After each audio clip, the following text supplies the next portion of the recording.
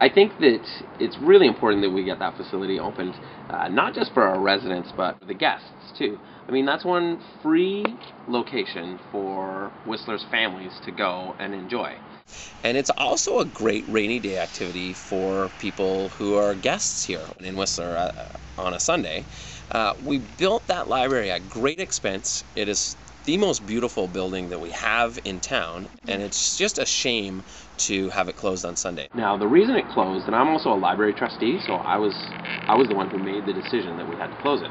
It was about a $54,000 shortfall in the amount of money we had and the amount of money we needed to keep it open. So I think that with a couple of really easy steps, we can get that library open again and close that $54,000 gap.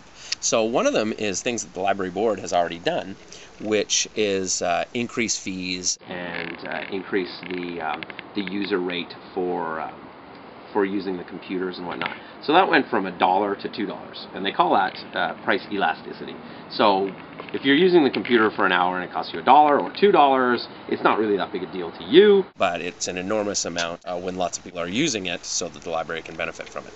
So there's different revenue mechanisms that the Library Board of Trustees has worked on to bring more money in. Another way that we can do things, and this is all without raising taxes, is to streamline some of the RMOW programming. Like, we have some youth programming that we might be able to do at the library and vice versa.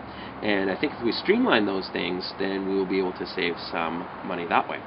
And there's also a space in the library. It was supposed to be used for an end-of-trip facility, but it hasn't been used yet.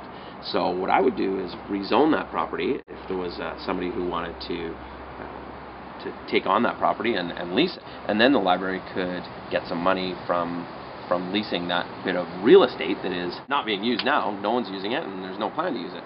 So why wouldn't we use that money to close the gap and then keep the library open on Sundays? Awesome.